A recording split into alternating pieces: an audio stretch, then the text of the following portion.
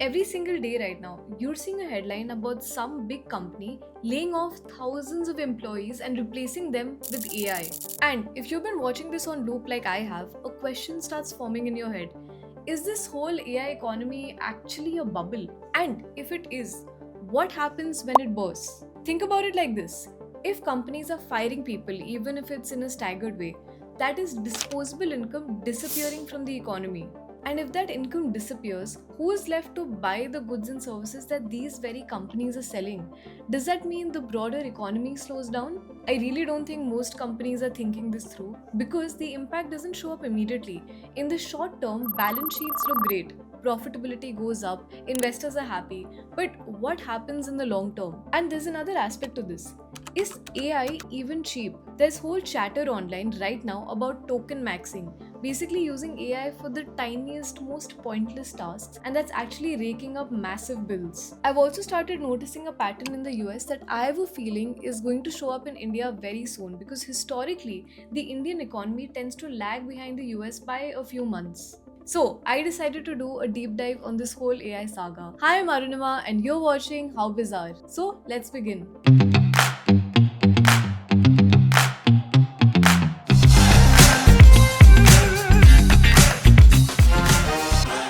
Okay, so you've probably heard someone say, bro, अब तो AI आ गया, अब तो हमारी जॉब चली ही जाएगी. But before that thought actually starts spiraling in your head, let's look at how these tools are being used in the real world. Because here's the thing, not every AI tool is equally good at every task. Some tools are great for one kind of job and completely overkill for another. Like for example, DeepSeek is good for smaller, more repetitive tasks because it's cheaper. But if you compare that with Claude's latest model, Fable 5, that is better for more complex tasks connected to problem solving or logical thinking. And when companies don't map the right tool to the right task, that's exactly where token maxing comes in. It's basically when people start using expensive, heavy duty AI models for tiny, simple tasks, and as a result of that, they're burning through tokens for no real reason. And now, basically, companies are scrambling to fix this by actually matching cheaper, lighter tools to simple tasks and saving the expensive, powerful ones for the work that actually needs them. Now, a few days ago, a memo from inside Uber leaked. It wasn't about a feature or even search pricing, it was actually a financial directive for something very embarrassing. Individual engineers were spending between $500 to $2,000 a month just in token costs on agentic coding tools. In rupee terms, that's about 50,000 to 2 lakh rupees a month per engineer just on AI tool usage. And what was the fix for this? Uber capped every employee at $1,500 a month per tool. That's about 1.5 lakh rupees. For 2 years, the narrative was simple. AI is cheap, humans are expensive, so fire the humans. It's now mid 2026 and that math is now breaking. Uber CEO Andrew McDonald went on the Rapid Response podcast and said, And so if you're not actually able to draw a direct line to how much, you know, useful features and functionality you're shipping to your users, that trade becomes harder to justify.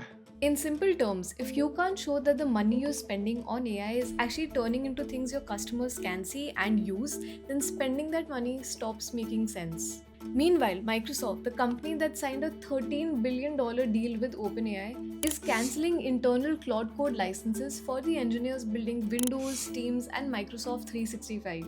And for this, they've set a deadline of 30 June 2026, which, by sheer coincidence, also happens to be the last day of Microsoft's fiscal year. Let me explain something about how AI is priced because this is where this entire strategy fell apart and nobody explained it properly.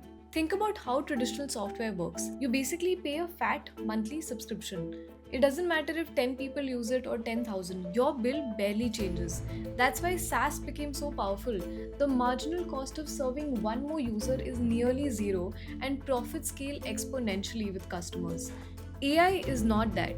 AI charges you for every fragment of data it processes in the form of a token. It works like electricity, not like a subscription. And the big difference with agentic AI, the kind that actually does things instead of just using your LLM like an AI chatbot, is that each task triggers dozens of model calls, not just one. It basically reads your code base, plans a fix, writes code, it runs tests, hits a failure, rereads context, corrects itself, and loops again. A basic chatbot might just consume a few thousand tokens answering your question, whereas an agentic coding workflow for the same task burns 5 to 30 times more tokens. Now, here the optimist will say, but the token prices are falling, it'll get cheap. And they're right. Gartner actually confirmed that inference costs for frontier models will drop over 90% by 2030. But this is a part that everyone leaves out of that sentence. AI doesn't scale like software, it scales like a physical factory. When you make more iPhones, you buy components in bulk, negotiate better supplier rates, and optimize the assembly line. As a result, the unit cost drops significantly. But when you add more SaaS users, you pay almost nothing extra. So as a result of that, profits explode. But when you add more AI users, you have to build more data centers, buy more GPUs, run more power, and each GPU can only handle a fixed number of queries. So you can't manufacture intelligence in bulk the same way you can manufacture chips or even deliver software. The cost doesn't drop with volume the way the hype would imply that it would. Every time demand increases, the infrastructure bill also increases. The economics for this is closer to a utility like a power grid than to a software product. And Goldman Sachs just told us exactly what's coming on the demand side. Total token consumption will grow 24 times to 120 quadrillion tokens per month by 2030, that too driven by agentic AI. So here's a math nobody's doing out loud. So costs fall 90%, but consumption grows 24 times. Your bill goes up roughly 140% in real terms. Which is why this whole AI is cheap thesis was always about early stage chat interface AI. The moment it becomes about agentic thinking, the moment it starts doing things, right? That's when this thesis collapses. Also, Gartner pointed out one more thing that should be like the nail in the coffin here. Those falling token costs won't even be passed on to enterprise customers. The providers will absorb the margin to turn their huge losses into profits. This is the permanent economic reality of deploying AI at scale. And now companies are building their entire workforce restructuring strategy on a version of AI that doesn't actually exist yet. Here's where it gets genuinely absurd. There are several large tech companies that didn't just give employees AI tools, they turned AI usage into a performance metric and built leaderboards around it. At Meta, there was one employee who built an internal dashboard called Claudenomics. Basically, he ranked all 85,000 Meta employees by how many AI tokens they consumed. Top users got titles like Token Legend and Cash Wizard. Can you imagine? अलग ही level का appraisal चल रहा है यहाँ पे. In one 30-day window, Meta employees burned through some 60.2 trillion tokens. The top individual user alone averaged around 281 billion tokens, which at public API pricing could have costed Meta over $1.4 million. That's more than 13 crore rupees from a single employee in a single month. Amazon did the same. Employees started running the company's internal AI tool on meaningless trivial tasks, not because the work needed doing, but because they wanted to inflate their scores. This became so common, it got its own name in Silicon Valley, token maxing, like we spoke about. This entire syndrome, right, is called Cobra effect or Goodhart's law in management theory. When a measure becomes a target, it ceases to be a good measure. And if you want to know more about this, I have made a full video on it and uska link आपको description में मिल जाएगा, so do check it out. So let's get back to our topic. After all of this spending, the billions of dollars in capex, the thousands of fired engineers, and the token budgets that basically people blaze through in 4 months, what are companies actually getting? The honest answer from the people inside these companies is they really don't know. Uber CEO said he can't connect token spending to consumer features which are shipped. But that's not just an Uber problem. A 2026 industry analysis found that developers using AI tools feel roughly 20% faster. But when you measure independently, looking at bugs introduced, code review time, and rework, some teams are actually 19% slower once the full system cost is counted. The reason for that is entirely structural. So while AI writes the code really fast, but that code still needs to be reviewed by humans. And the volume of code being generated has increased so dramatically that senior engineers are basically drowning in reviews. They can't keep up with it. You accelerated one part of the pipeline and created a bottleneck somewhere else. The VP of Applied Deep Learning at NVIDIA, basically the company whose GPUs power all of this, is someone named Mr. Brian Catanzaro. He said it explicitly to Axios that for my team, the cost of compute is far beyond the costs of employees. When the person who profits most from selling AI infrastructure tells you that AI costs more than humans in a public interview, it's worth noting. The companies thought they were replacing expensive resources with cheaper ones. In complex knowledge work, they replaced humans with something currently way more costly. And this thing produces unverified output and still requires humans to review everything that it generates. They've created a system where the bottleneck moved, but the cost didn't. And there's also the Coinbase story, which I think is the most perfectly timed irony of this entire AI moment. On 5th May 2026, Coinbase CEO Brian Armstrong laid off 700 employees, that's 14% of the company, explicitly citing AI. He wrote that non technical teams are now shipping production code and that AI allows small teams to do what used to require large teams. He introduced a no pure managers policy and announced that the company would rebuild itself around AI native pods. Very fancy. 2 days later, on May 7th, Coinbase went.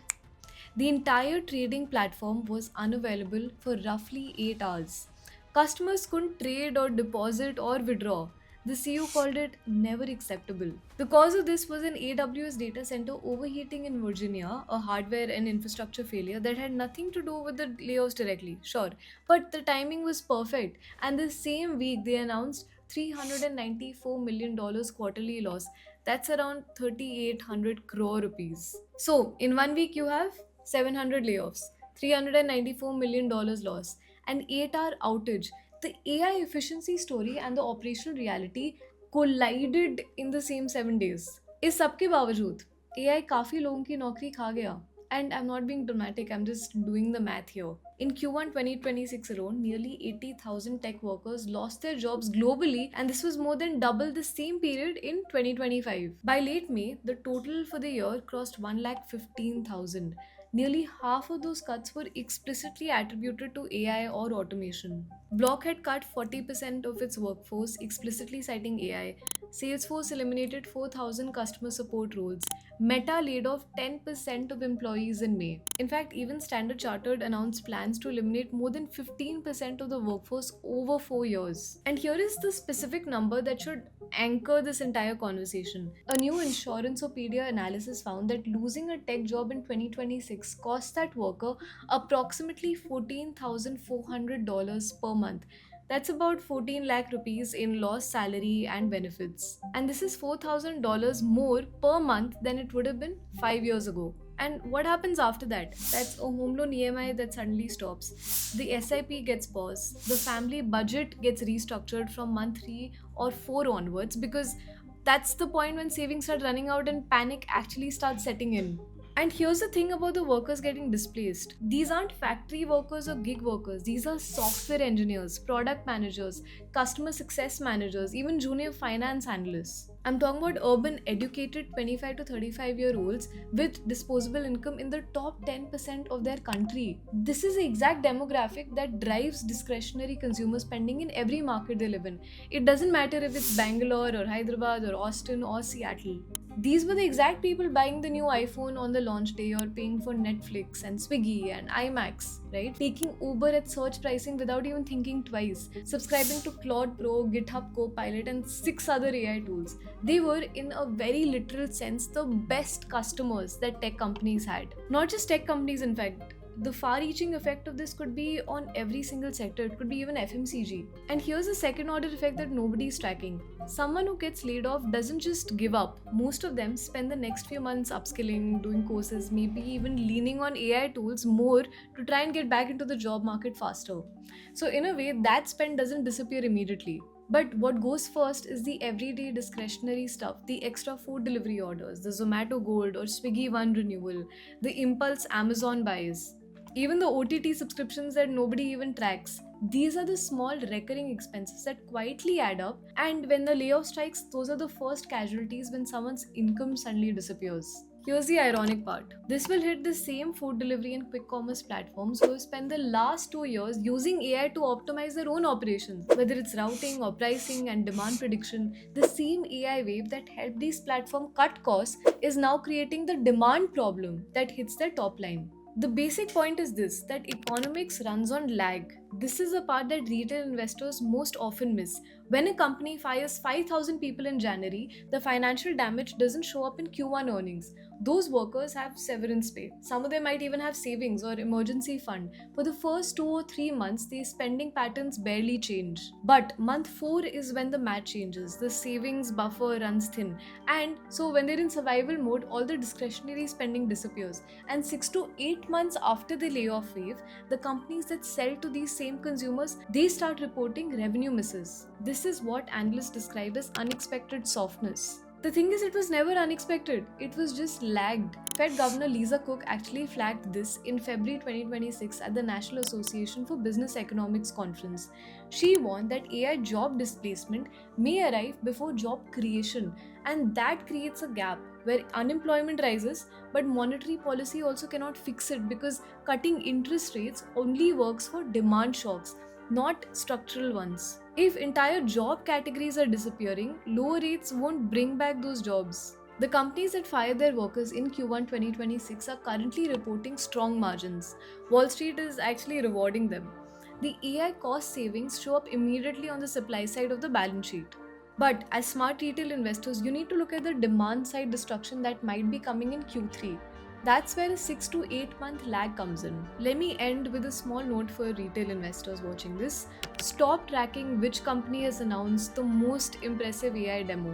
Instead, you should be tracking what happens to the companies that sell to the people being displaced. Consumer discretionary stocks, premium phones, food delivery, ride hailing, and streaming, those will start reporting soft quarters in the back half of 2026. That is, if urban tech employment keeps contracting. Not because anything went wrong with those businesses, because their best customers are disappearing. What they initially classified as essentials are now luxuries for them. Also, keep tracking the mid-market AI SaaS churn data when it becomes public. That is the first hint that something's going wrong. And when a company reports its AI investment as cost saving in the same quarter that it reports flat or declining revenue, that's a signal to follow up on the 2 quarters after that. The market has priced in this AI efficiency story, but it hasn't priced in the consumer demand story that comes 6 to 8 months behind that. I'll leave you folks with a question to think on, and that is basically the central theme in all of this. Yes, AI got smarter, that part is real, but the companies that deployed it assumed smarter also meant cheaper, at scale, forever. And that assumption that intelligence would follow the economics of software rather than economics of infrastructure is basically when this math stops mathing. AI नौकरी तो खा गया, पर अब नौकरी वाला क्या खाएगा? And more importantly, if the consumer doesn't have money to spend, who's buying what you're building? Well, that's all for today. This is Arunima Rao signing off. Until next time, see you then.